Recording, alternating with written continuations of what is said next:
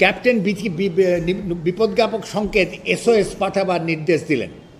পৃথিবীর ইতিহাসে প্রকৃত নৌ দুর্ঘটনার পরে এই প্রথম SOS সিগন্যাল পাঠানো হলো বেতারে।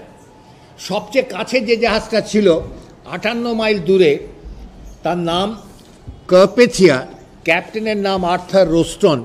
সেই জাহাজটা যাচ্ছিল উল্টো দিকে। সেই জাহাজের ক্যাপ্টেন যখন বেতারে এই বিপজ্ঞাপক সংকেতটা তার কাছে পৌঁছলো SOS, তিনি 2 মিনিটের মধ্যে নির্দেশ দিলেন জাহাজের মুখ ঘুরিয়ে অকুস্থলে চলতে। অঙ্ক কষে তারা দেখলেন 58 মাইল দূরত্ব যেতে তাদের 4 ঘন্টা সময় লাগবে। 4 ঘন্টা জাহাজ চালাবার ফাঁকে ফাঁকে তারা জাহাজটাকে সাজিয়ে নিলেন। এই নৌ দুর্ঘটনার পরে এতগুলো মানুষকে ঠান্ডা জল থেকে উদ্ধার করার পর তাদের শুশ্রূষার কাজে খাবার ঘরগুলোরে ডাক্তার, নার্স, যাত্রীদের মধ্যে, মাঝি মাল্লাদের মধ্যে এবং যাদের ফার্স্ট এডের ট্রেনিং ছিল তাদের সকলকে ডেকে এই ঘরের দায়িত্ব দেওয়া। তোমাদের কারোর ফার্স্ট জাহাজের যাত্রীদের থেকে উদ্বৃত্ত কাপড় চোপড় কম্বল সংগ্রহ করা হলো। জাহাজের ভাড়ার থেকেও জল থেকে তোলার পরে এই সব জিনিসেরই দরকার হবে।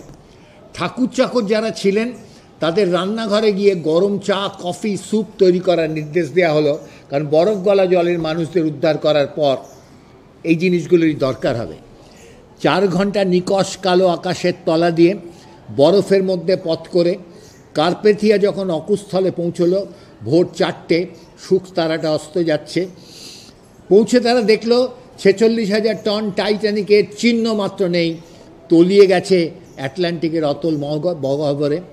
ইতস্তত বিক্ষিপ্ত 20টা ভেলা নৌকো ভেসে বেড়াচ্ছিল। তারা যখন একটা একটা করে নৌকোকে টেনে তুলল, তার থেকে মানুষদের নামিয়ে গুনে দেখলো তারা 763 জন মানুষকে উদ্ধার করেছে। টাইটানিকে মাঝি মাল্লা যাত্রীসহ কত লোক ছিল? 2203 জন।